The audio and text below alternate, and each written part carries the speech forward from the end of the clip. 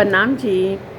हक जाने सो करे अनहोनी सो भी होए, हिसाब किए सुपन में मुतलक ना देखे कोई। धाम धनी अपनी इच्छा अनुसार कुछ भी कर सकते हैं। कभी भी ना हो सकने वाली असंभव बात को भी वे संभव कर देते हैं। जिस परम धाम को निश्चित रूप से आज दिन तक इस सृष्टि में कोई भी व्यक्ति देख नहीं सका, और उस परम धाम की शोभा सहित लीला का वर्णन धनी मेरे इस सपने के तन में ही विराजमान होकर कर दिया। ब्रह्म सृष्टियों के इस खेल में आने के कारण ही परम धाम का वर्णन हो सका। सर्वशक्तिमान अक्षराती जैसा चाहते हैं वैसा ही करते हैं। ब्रह्म सृष्टियों के मूल तन परम धाम के मूल मिलावे में ही हैं। इस संसार में उनकी सुरता यानी आत्मा के तन हैं। उसी परम धाम में श्री राज श्यामा जी और सखियों में एकत्व एक दिली की लीला है। परम धाम में श्री राज जी का स्वामित्व बादशाही और एक दिली का इश्क एकत्व का प्रेम क्या है, इसे ब्रह्म सृष्टियाँ नहीं जानती थी। इसी कारण जे माया का खेल बना, जिसमें ब्रह्म सृष्टियों को आना पड़ा और परम धाम का ज्ञान अवतरित हुआ, और श्री राज जी के हृदय ही निस्वत और वाहिदत के रूप में लीला कर रहा है। श्री राज जी के दिल की ये गुह्य बातें हैं जो एकमात्र धाम धनी से ही प्राप्त होती हैं। सर्वोपरि सत्य की इन बातों को ना तो किसी की संगति से पाया जा सकता है और ना तो सीखने या सिखाने से। धनी की मेहर से ही मार्फत के सारे रहस्य विदित होते हैं। अक्षातीत के हृदय की गुह्यतम मार्फत की बातों को जानने के लिए किसी महान विभूति की मात्र संगति करने या उनकी कुछ आदतों की नकल करने की आवश्यकता नहीं होती। अध्यात्म के गूढ़ बातों को मात्र सुनने सुनाने से ही इस स्तर तक नहीं पहुंचा जा सकता।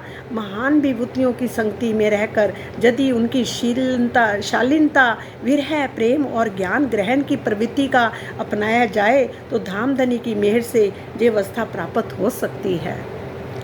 हे सुंदर साथ जी, धामधनी ने अपनी आत्मा को रिझाने के लिए करोड़ों मार्ग अपनाए हैं, और इस रहस्य को मात्र परम धाम की वे आत्मा ही जानती हैं जिन्होंने इस संसार में प्रीतम के नाम तथा निशान को ग्रहण किया।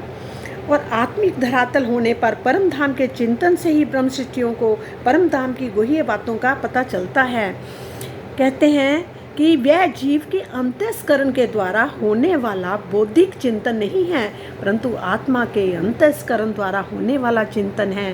परम धाम का साक्षात्कार होने के पश्चात भी यदि उत्तरोत्तर प्रेम की गहराई में प्रवेश नहीं किया गया सुंदर साथ जी, तो मार्फत यानी सर्वोपरि आध्यात्मिक विज्ञान की अवस्था प्राप्त नहीं होगी और गुह्यतम बातों का पता भी नहीं चल सकेगा। प्रेम के बिना कुछ नहीं।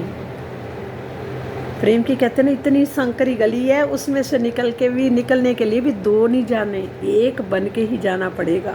राजी राजी राजी, बस वो ही है, तू ही तू, तू ही तू, तू ही तू।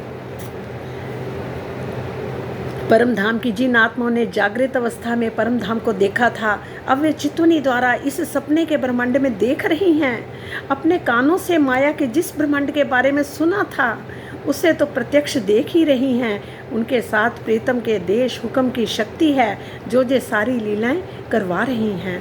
धनी का हुक्म ब्रह्म सृष्टियों के तन को जितने समय तक रखना चाहता है उतने समय तक रखता है।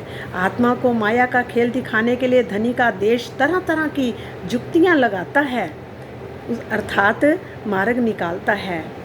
कहते हैं कि जिसकी मृत्यु धनी के हुक्म पर निर्भर करती है, श्री राज जी के देश की इच्छा के बिना इस संसार की मृत्यु उसका कुछ भी बाल बांका नहीं कर सकती। देखो कितनी बड़ी बात करी है। श्री राज जी के आदेश के बिना, इच्छा के बिना इस संसार की मृत्यु, जो इस संसार की मृत्यु भी है, उसका कुछ भी बाल बांका नहीं कर सकती। शाहजहाँपुर बोडिये में मौत ने अपनी सारी शक्ति लगा दी थी, और किंतु श्री जी की कृपा से नागजी भाई गरीबदास जी का कुछ भी बिगाड़ नहीं सकी।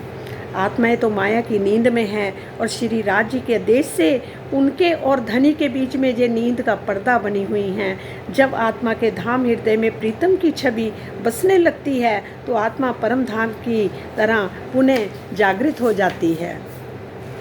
और आत्मा जागृत के संबंध में ब्रह्म मुनि ऐसी ही साक्षी देते हैं। ज्ञान दृष्टि से भी यही बात समझ में आती है कि आत्मा का अनुभव भी कुछ ऐसी ही बातें कहता है और ये सब कुछ कहलाना धाम धनी के आदेश से ही हो रहा है।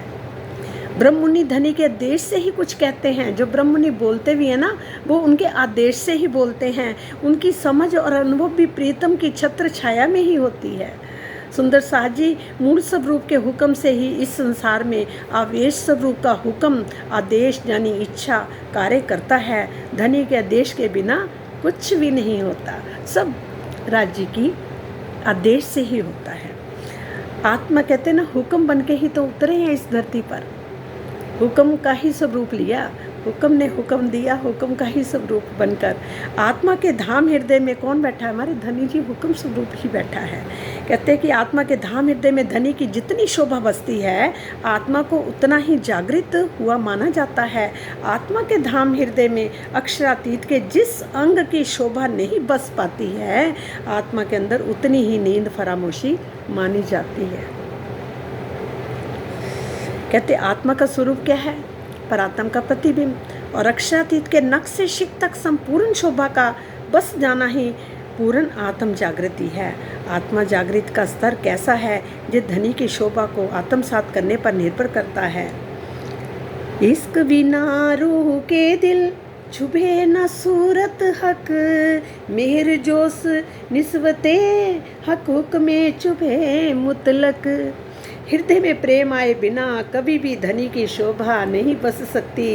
यदि धनी से मूल संबंध हो अर्थात परम धाम में मूल तन हो तथा धनी की मेहर और जोश भी प्राप्त हो जाए और श्री राज जी के आदेश से निश्चित रूप से हृदय में प्रीतम की छवि बस जाती है। हे मेरे धाम धनी, तेरी जय हो जय हो जय हो। हे आनंद के सागर, तेरी जय हो जय हो जय हो। हे मेरे प्रीतम, हे मेरे प्राणनाथ, हे मेरे सखा। आज कहते हैं फ्रेंडशिप डे हमारे सखा का, सखा की फ्रेंडशिप डे आज। सबको धनी, सब धनी जी की सूरतों को, सब धनी जी की मूर्तियों को मेरा कोटि कोटि प्रणाम, कोटि कोटि प्रणाम, बार बार प्रणाम।